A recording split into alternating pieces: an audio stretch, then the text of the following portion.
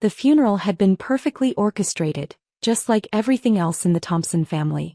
Black suits, expensive flowers, and fake tears from people who hadn't spoken to Dad in years but showed up hoping for a piece of his fortune. I stood in the back corner of the chapel, watching my half-brothers David and Michael work the crowd like politicians at a campaign rally. "Thank you all for coming," David announced from the podium, his voice dripping with false sincerity. Our father would have been so moved to see how many lives he touched. The irony wasn't lost on me. Dad had barely spoken to most of these people. He'd spent the last 10 years of his life isolated in his mansion, bitter and alone, driven away from everyone by his own greed and paranoia. Everyone except me. I was the bastard son, the product of Dad's affair with his secretary 28 years ago. While David and Michael grew up in the main house with their mother Patricia, I was raised across town by my mom, visiting Dad on alternate weekends like some kind of consolation prize. "Now," David continued, pulling out a folded document, "I know everyone is wondering about Dad's final wishes. Michael and I want to be transparent about this." Michael stepped forward, his expensive suit fitting him perfectly. At 35 he was 3 years older than me and had never let me forget it. Dad left very clear instructions. As his legitimate sons, we've inherited the business empire he built. Murmurs rippled through the crowd. Thompson Industries was worth approximately $180 million. A logistics and shipping company that Dad had built from nothing over 4 decades. Everyone in the room knew what that inheritance meant. "Of course," David added with a patronizing smile in my direction, "Dad made provisions for Marcus as well. A trust fund that will provide for his modest needs." I said nothing. I'd learned long ago that speaking up in Thompson family gatherings only led to public humiliation. Better to stay quiet and let them reveal themselves. Patricia, their mother, dabbed at her eyes with a handkerchief. "Richard was always so thoughtful about family," she said loudly enough for everyone to hear. "Even the extended family." The extended family comment landed exactly as she'd intended. I was the reminder of Dad's infidelity, the living proof that her perfect marriage had been a lie. She'd never forgiven me for existing. "The will is very clear," Michael said, waving the document. "Thompson Industries, the estate, the investment portfolio, everything goes to David and myself as it should." More nods from the crowd. Made sense to them. Why would a bastard son inherit anything significant? I was lucky to get anything at all. Father Martinez, the family priest, stepped forward to begin the final blessing. "Let us pray for Richard Thompson's soul and for the family he leaves behind." As heads bowed, I found myself thinking about the real Dad. Not the public figure these people thought they knew, but the complicated, lonely man I'd spent time with over the past few years. While David and Michael had been busy with their own lives, barely visiting, I'd been the one checking on Dad regularly. I'd been the one who drove him to doctor appointments when his health started failing. I'd been the one who sat with him during chemo treatments, listening to his stories about building the company from nothing. Most importantly, I'd been the one he talked to about his disappointments. "Those boys never worked a day in their lives," he told me 6 months ago, his voice weak from treatment. "Everything handed to them on a silver platter. They think the business runs itself." "Maybe they'll learn," I'd said. Dad had laughed bitterly. "At 50 million each. They'll run it into the ground within 5 years. All my work wasted." It was during one of those conversations that Dad had made a decision that would change everything. Now, as Father Martinez finished his prayer, I watched my half-brothers soak up the condolences and congratulations. They were already planning their new lives as multimillionaires, already counting money they thought was theirs. "Thank you all for being here," David said as the service concluded. "There will be a reception at the house, and then tomorrow we'll begin the process of transferring Dad's assets."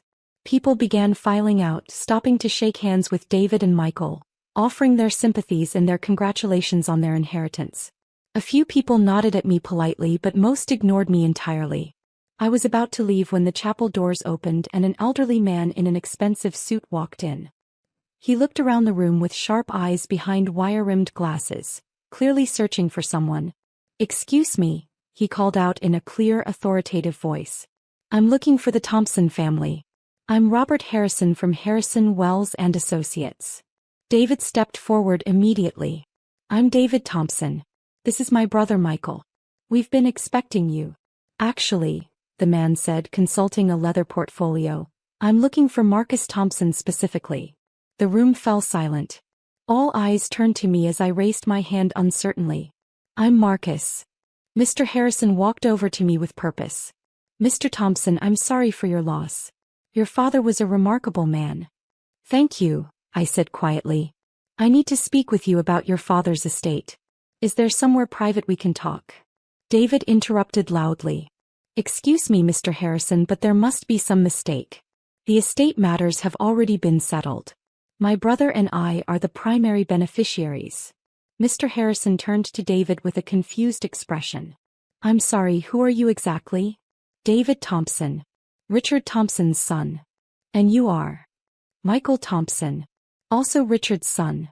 Mr. Harrison nodded slowly. I see. And who prepared the estate documents you're referring to? Michael pulled out the will they'd been waving around. Our family attorney, James Mitchell, handled everything. Interesting, Mr. Harrison said, examining the document. Because James Mitchell hasn't been your father's attorney for over 2 years. Your father fired him and hired my firm to handle all his legal affairs. The color began draining from David's face. That's impossible. We spoke with Mitchell just last week. About what? About Dad's will, obviously. He explained everything to us. Mr. Harrison's expression grew stern. Mr. Mitchell had no authority to discuss your father's estate. In fact, the document you're holding is legally meaningless. Patricia stepped forward, her voice shaking. What are you saying? I'm saying that this, he held up the fake will, is not Richard Thompson's last will and testament. The room erupted in shocked murmurs. David grabbed the document back from Mr. Harrison. This is ridiculous. That man has been our family lawyer for 20 years. Had been, Mr. Harrison corrected. Your father terminated his services after discovering some irregularities in how Mitchell was handling certain matters. Michael was now visibly sweating. What kind of irregularities? The kind that led to Mr. Mitchell losing his law license last month. The crowd was now watching this drama unfold like spectators at a tennis match. I could see neighbors, business associates, and family friends all hanging on every word.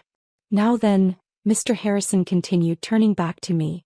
Marcus, your father's actual estate planning is quite extensive. We need to discuss the transfer of Thompson Industries, the real estate holdings, the investment portfolios, and several other assets. Transfer to who? David demanded. Mr. Harrison looked at him like he was speaking a foreign language. To Marcus, of course. He's the sole beneficiary. If the room had been quiet before, it was dead silent now. You could have heard a pin drop. That's impossible, Patricia whispered. I assure you it's not. Your father made his wishes very clear. Marcus Thompson inherits the entire estate, valued at approximately $180 million. David's face had gone from pale to red. There has to be a mistake. Dad wouldn't leave everything to him. He's not even. Not even what? Mr. Harrison asked sharply. Not even legitimate, Michael finished. The lawyer's expression turned ice cold. Mr. Thompson acknowledged Marcus as his son and legal heir over 20 years ago. His inheritance rights are unquestionable. I was still processing what I was hearing. Dad had left me everything? The entire company, the house, all of it. Furthermore, Mr. Harrison continued, your father specifically instructed me to explain his reasoning if anyone contested the will. He pulled out a sealed envelope from his portfolio. This is a letter your father wrote, to be read in exactly this situation. You don't have to. I started to say. Actually, I do. Your father was very specific about this. He opened the envelope and began reading in a clear voice that carried throughout the chapel. To my sons David and Michael, by the time you hear this, you've probably already celebrated your inheritance. You've probably already spent the money in your minds, already planned your lives as wealthy men who never had to work for anything.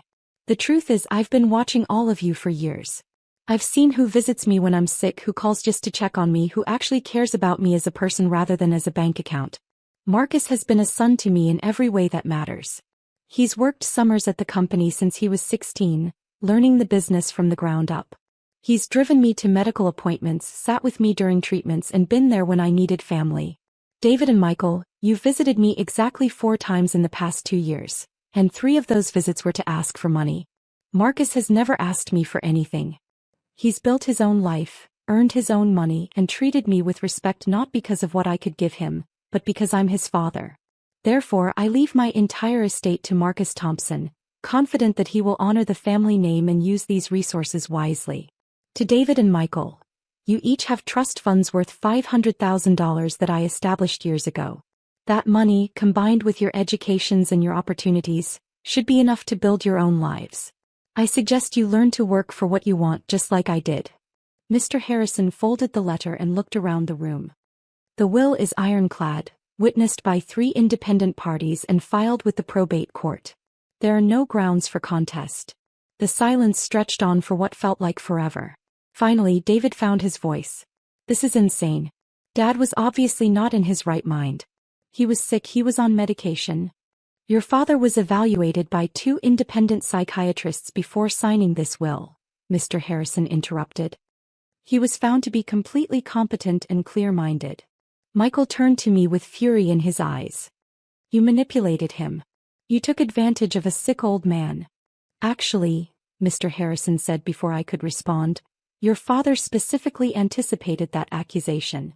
The will includes detailed documentation of Marcus's character and actions over the past several years, compared to yours. He pulled out another document. Your father kept meticulous records. Marcus visited him 127 times in the past 2 years. David, you visited 4 times. Michael, you visited twice. The numbers hung in the air like an indictment.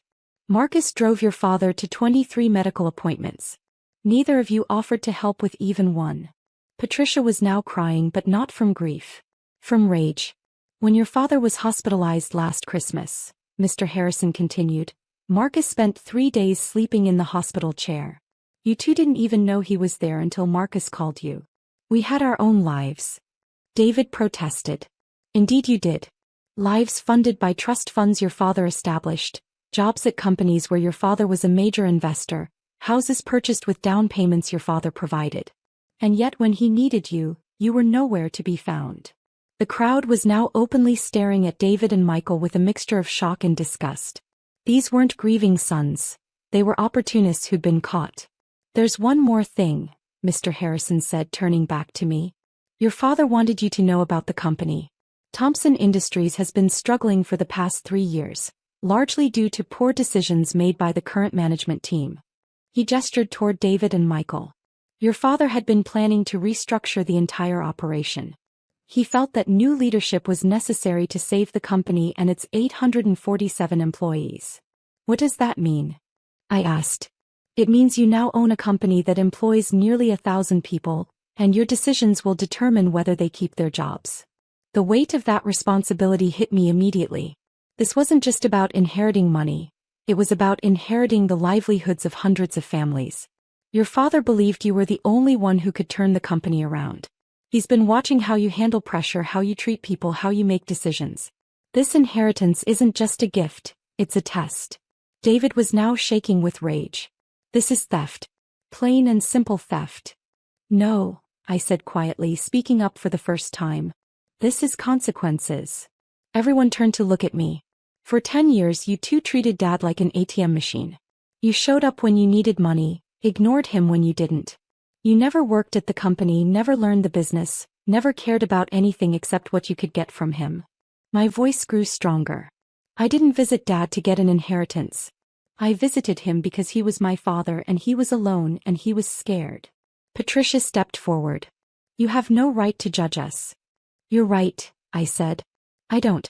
But Dad did. And this is his judgment.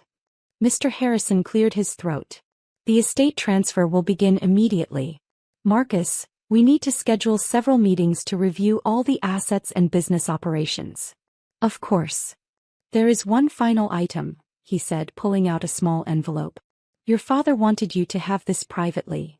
I took the envelope, recognizing Dad's handwriting on the outside. For Marcus, to be opened when you're ready to understand. What about us? Michael demanded. What are we supposed to do? Mr. Harrison consulted his notes. You each have access to trust funds worth $500,000. Your father suggested you use that money to learn how to build something yourselves. $500,000? David's voice cracked. That's nothing. The company alone is worth over 100 million. Then perhaps you should have valued your father as more than just a source of income, I said. As people began filing out of the chapel, many stopped to congratulate me, though most seemed shocked by the turn of events. The neighbors who'd ignored me earlier were now very interested in shaking my hand. Patricia approached me last, her face a mask of controlled fury. "This isn't over," she said quietly. "We'll fight this." "With what lawyers?" I asked. "The ones you can afford on your husband's life insurance?" She turned and walked away, followed by David and Michael, who were already arguing about their next move. Mr. Harrison and I were the last ones left in the chapel. "Your father was very proud of you," he said quietly. "He talked about you often during our meetings." "I still can't believe he did this." "He said you'd say that. He also said to tell you that this wasn't charity, it was an investment in the future he wanted to see." I looked down at the envelope in my hands. "What am I supposed to do with all this?" "Whatever you think is right. Your father trusted your judgment more than his own." That evening I sat in Dad's study, my study now, and opened the final letter. "Marcus," it began, "if you're reading this, then you've inherited more than you ever expected and more than you probably wanted. I know this feels overwhelming. It felt overwhelming to me too when I was your age and starting the company. The money isn't the point. The company isn't even the point. The point is what you do with the opportunity. I built Thompson Industries to support families, to create jobs, to build something that would last. But somewhere along the way I lost sight of that. I became focused on accumulating wealth instead of creating value. David and Michael see money as something to be spent. You see it as something to be used. That's why you're the right person to carry this forward. Don't let anyone tell you that you don't deserve this. You earned it through kindness, through loyalty, through being the son I needed when I needed one most. Build something better than I did. Treat people better than I did. And remember that the real wealth isn't in the bank accounts. It's in the lives you touch along the way. I love you, son. Make me proud." I folded the letter and looked around the study. Tomorrow I would start learning how to run a company. I would figure out how to save those 847 jobs. I would become the leader that Dad believed I could be. But tonight I just sat there missing my father and trying to understand how my life had changed so completely in a single afternoon. The bastard son had become the heir. The afterthought had become the future. And somehow, Dad had known all along that this was how it was supposed to be. 3 months later, Thompson Industries announced its most profitable quarter in 5 years, thanks to new leadership and a renewed focus on employee welfare and customer service. David and Michael used their trust funds to start a consulting business. It failed within 6 months. Patricia moved to Florida, where she tells anyone who'll listen about how her stepson stole her son's rightful inheritance. And I kept Dad's picture on the desk and tried every day to build something he would be proud of. Because sometimes the most powerful inheritance isn't money, it's the responsibility to do better than those who came before you.